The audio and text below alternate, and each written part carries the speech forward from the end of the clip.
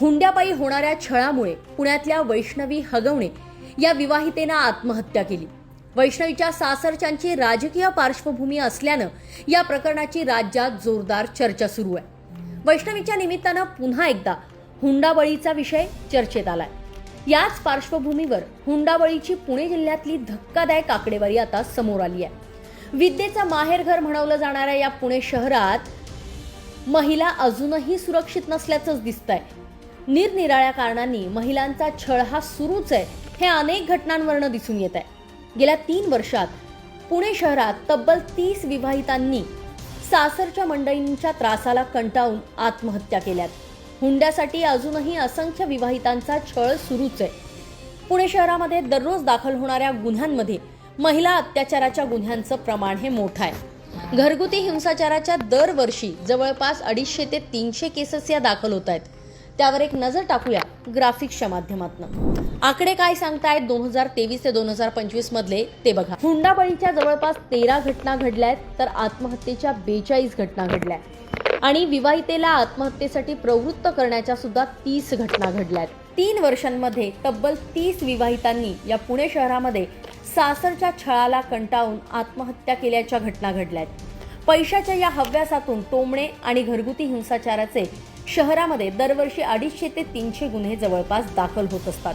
लग्नामध्ये कोट्यवधी रुपयांची उधळण करून सासरच्या मंडळींची प्रत्येक अपेक्षा पूर्ण करून सुद्धा विवाहितेनं जीवन संपवण्याचा मार्ग निवडला। वैष्णवी हगवणे या विवाहितेनं आत्महत्येसारखं टोकाचं पाऊल उचललं आणि त्यामुळे राज्यभरात हुंड्याविरोधात संतापाची लाट पसरली आहे। लग्नाच्या वेळी ठरलेला हुंडा दिल्यानंतरही आणि हुंड्यासाठी केला जाणारा छळ आणि सतत त्यावरनं टोमणे मारणे अशा विविध प्रकारचे दरवर्षी जवळपास 250 ते 300 गुन्हे दाखल होत आहेत।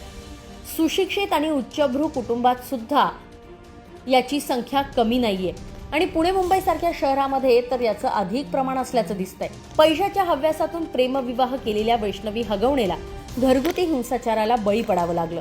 नवऱ्यासह सासरच्या मंडळींकडनं होणारा घरगुती हिंसाचार हे खरं तर आजच्या घडीला सुद्धा भीषण वास्तव समजलं जात आहे।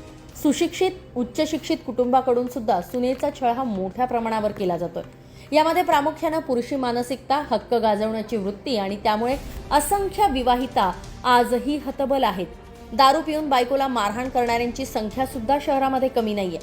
पोलिसांकडे ही जेव्हा प्रकरणं येतात त्यावेळी समुपदेशन केल्यानंतर सुद्धा हे प्रकार जेव्हा थांबत नाही तेव्हा पुढे गुन्हे दाखल होतात। 3 वर्षात 30 विवाहितेंनी सासरच्या छळाला कंटाळून आत्महत्या केल्याची ही धक्कादायक आकडेवारी पुणे शहरातली समोर आली आहे। महिलांनी असं टोकाचं पाऊल उचलण्याआधीच त्यावर आता कायदेशीर मार्गाने तोडगा निघणं किती आवश्यक आहे हे वैष्णवीच्या निमित्तानं पुन्हा एकदा समोर आलंय। पुण्याहून अश्विनी जाधव केदारी यांचा रिपोर्ट, लोकमत व्हिडिओ।